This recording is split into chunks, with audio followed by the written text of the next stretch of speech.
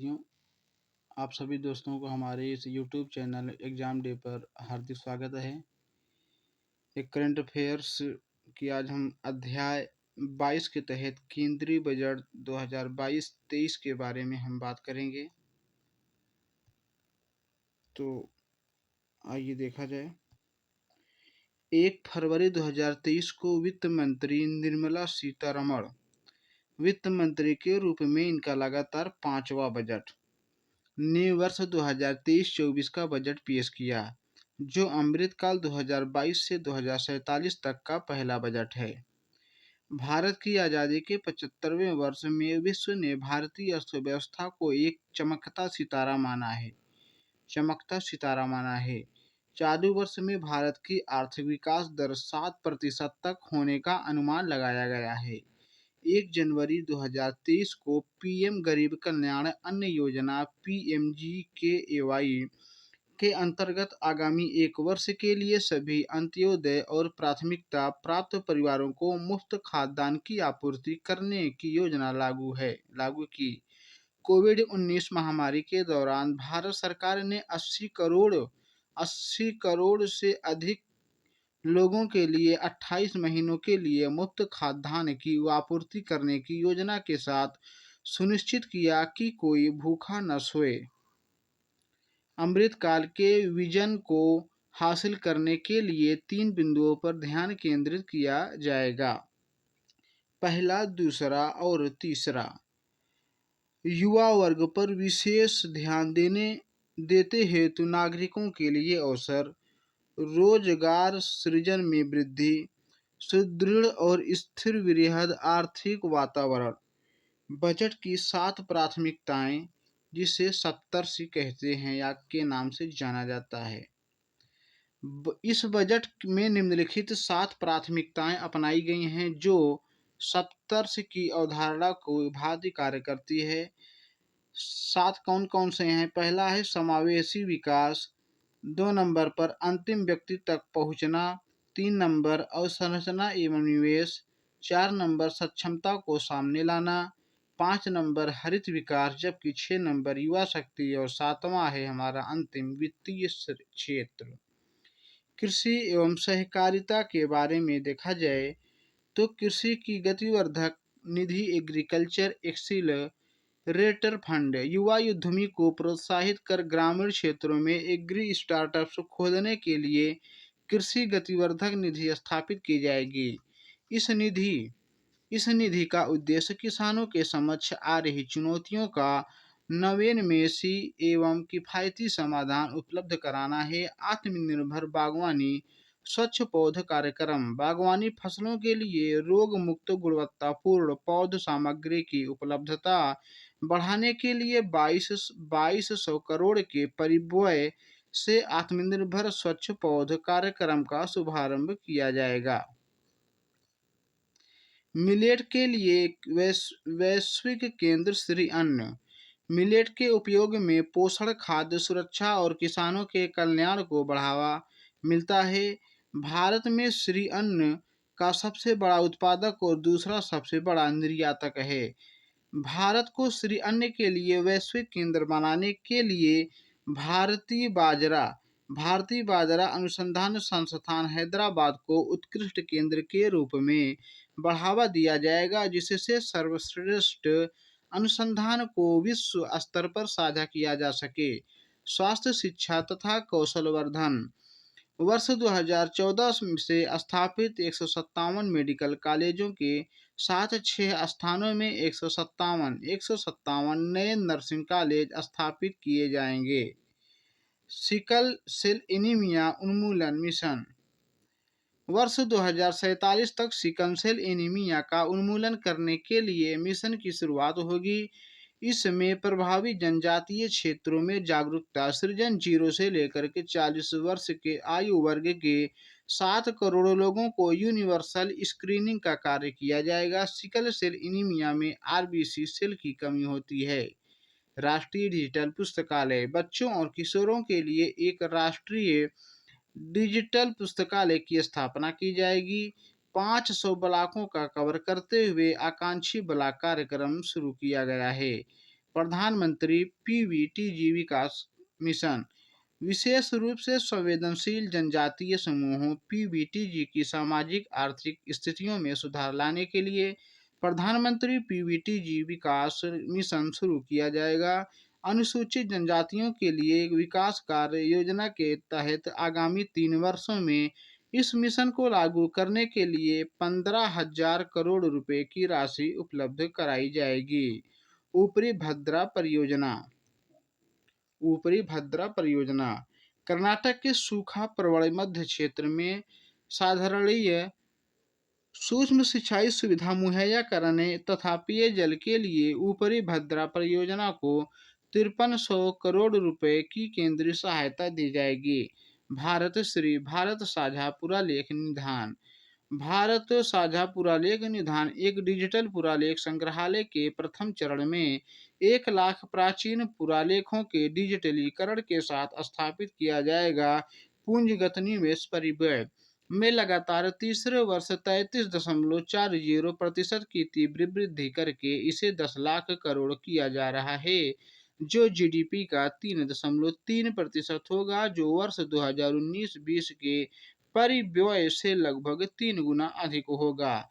केंद्र के प्रभावी पूंजीगत व्यय का बजट 13.7 लाख करोड़ होगा, जो जीडीपी का 4.4% है 4.5% है। रेलवे के लिए 2.40 लाख करोड़ रुपए के पूंजीगत परिव्यय के प्रावधान किया गया है, जो अब तक के सर्वाधिक परिव्यय से 2013-14 में किए गए परिव्यय से लगभग 9 गुना है। शहरी अवसंरचना विकास निधि आरआईडीएफ की तरह प्राथमिकता प्राप्त क्षेत्र उधारी न्यूनता के उपयोग के माध्यम से शहरी अवसंरचना विकास निधि की स्थापना की जाएगी। देश के शीर्ष शैक्षिक संस्थानों में कृत्रिम बुद्धिमत्ता के लिए 3 उत्कृष्ट केंद्र स्थापित किए जाएंगे। इसका प्रबंधन राष्ट्रीय आवास बैंक द्वारा किया जाएगा और इसका उपयोग टीयर 2 और टीयर 3 शहरों में शहरी अवसंरचना के सृजन हेतु सार्वजनिक एजेंसियों द्वारा किया जाएगा। 5G शुरुआत 1 अक्टूबर 2022 सेवाओं का प्रयोग करते हुए एप्लीकेशन तैयार करने के लिए इंजीनियरिंग संस्थानों में 100 प्रयोगशालाएं स्थापित की जाएंगी। हरित हाइड्रोजन मिशन 19,700 करोड़ के परिव्यय के साथ किए गए राष्ट्रीय हरित हाइड्रोजन मिशन की मदद से 2030 तक 5 MMT का वार्षिक उत्पादन हासिल करना। पीएम प्रणाम पृथ्वी माता के पुनरुद्धार, इसके प्रति जागरूकता, पोषण और सुधार हेतु प्रधानमंत्री कार्यक्रम राज्यों और संघ राज्य क्षेत्रों को रासायनिक उर्वरकों के संतुलित प्रयोग तथा इनके स्थान पर वैकल्पिक उर्वरकों के प्रयोग को बढ़ावा देने के लिए शुरू किया जाएगा। Govardhan scheme Govardhan galvanising organising bio agro resourcing Dhan नामक स्कीम के तहत 500 नए अवशिष्ट से धन संयंत्रों को चक्रीय अर्थव्यवस्था को बढ़ावा देने के उद्देश्य से किया जाएगा। मिष्टी तटीय रेखा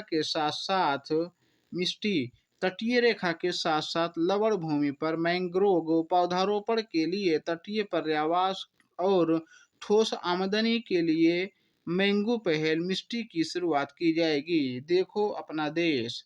इस पहल का उद्देश्य क्षेत्र विशिष्ट कौशलवर्धन और उद्यमशीलता विकास का समन्वयन स्थापित करना है। वाइब्रेंट विलेज प्रोग्राम इस प्रोग्राम के अंतर्गत सीमावर्ती गांव में पर्यटन के बुनियादी ढांचों का विकास किया जाएगा।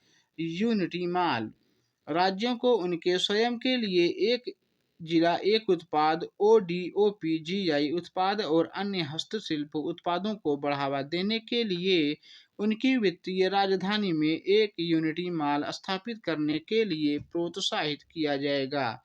महिला सम्मान बचत प्रमाण पत्र एकल नई लघु बचत योजना महिला सम्मान बचत प्रमाण पत्र शुरू किया जाएगा। महिलाओं या बालिकाओं के नाम पर 2 वर्षों की अवधि के लिए 7.5% की नियत ब्याज दर पर 2 लाख रुपए तक की जमा सुविधा का प्रस्तावित है। राजकोषीय प्रबंधन राज्यों को 50 वर्षों के लिए ब्याज मुक्त ऋण। राज्यों के नियमित संपूर्ण 50 वर्षीय ऋण को वर्ष 2023-24 की अवधि तक पूंजीगत व्यय पर खर्च किए जाने हैं। राज्यों के राजकोषीय घाटे। राज्यों को जीएसडीपी के 3.5% के राजकोषीय घाटे की अनुमति होगी, जिसका 0.5% विद्युत क्षेत्र में सुधार से जोड़ा जाएगा। संशोधित अनुमान 2022-23। उधारियों से इतर कुल प्राप्तियों का संशोधित अनुमान 24.3 लाख करोड़ है, जिसमें से निवल कर प्राप्तियां 20.9 लाख करोड़ हैं। कुल व्यय का संशोधित अनुमान 41.9 लाख करोड़ रुपए हैं, जिसमें से पूंजीगत व्यय लगभग 7.3 लाख करोड़ रुपए हैं। राजकोषीय घाटे का संशोधित अनुमान जीडीपी का 6.4% है। बजट अनुमान 2023-24। वर्ष 2023-24 में कुल प्राप्तियों और कुल व्यय क्रमशः 27.2 लाख करोड़ और 45 लाख करोड़ रुपए होने का अनुमान लगाया गया है। निवल कर प्राप्तियां 23.3 लाख करोड़ रुपए रहने का अनुमान है।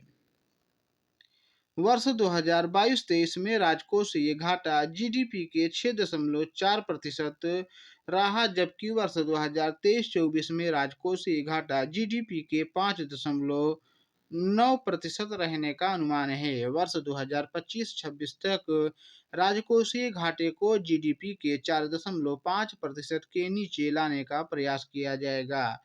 व्यक्तिगत आयकर के बारे में बात की जाए तो मध्यम आय वर्ग के लाभ हेतु पहली रिबेट की सीमा को 5 लाख से बढ़ाकर नई कर व्यवस्था में 7 लाख रुपए तक करने का प्रस्ताव किया है, जिससे 7 लाख रुपए तक आय वाले व्यक्तियों को कोई कर का भुगतान नहीं करना होगा। दूसरे प्रस्ताव में वर्ष 2020 में 2.5 लाख रुपए से शुरू करते हुए 6 आयकर स्लैब वाली नई व्यक्तिगत आयकर व्यवस्था शुरू की थी। इन 6 स्लैबों की संख्या घटाकर 5 करते हुए और कर की छूट को बढ़ाकर 3 लाख रुपए कर व्यवस्था में कर संरचना को बदला गया है। कर की नई दरें एक तरफ कुल आय जबकि दूसरी तरफ दर प्रतिशत में।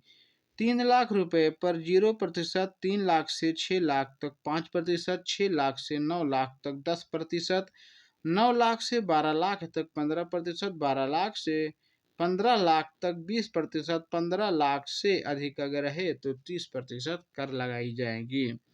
बजट का इतिहास। 1860 में ब्रिटिश भारत में जेम्स विल्सन द्वारा पहला बजट पारित किया गया।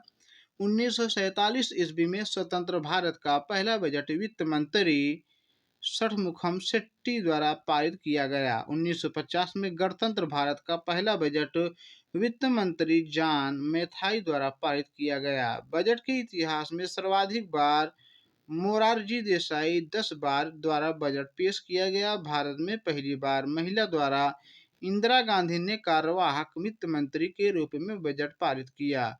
बजट के इतिहास में पूर्णकालिक तथा सर्वाधिक बार महिला वित्त मंत्री के रूप में निर्मला सीतारमण ने बजट पारित किया।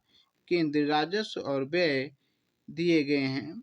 पैराग्राफ में रुपया आता है और एक तरफ से रुपया जाता है। उधार और अन्य योग्यताएं 34 पैसे, निगम कर 15 पैसे, आयकर 15 पैसे, सीमा शुल्क 4 पैसे, केंद्रीय उत्पाद शुल्क 7 पैसे, जीएसटी और अन्य कर 17 पैसे, कर भिन्न प्रतिस्पर्धा 6 पैसे, ऋण भिन्न पूंजी प्राप्तियां 2 पैसे, जबकि रुपए जाता है। अन्य व्यय पर 8 पैसे, केंद्रीय प्रायोजक योजनाएं में 9 पैसे, केंद्रीय क्षेत्र की योजनाओं में 17 पैसे,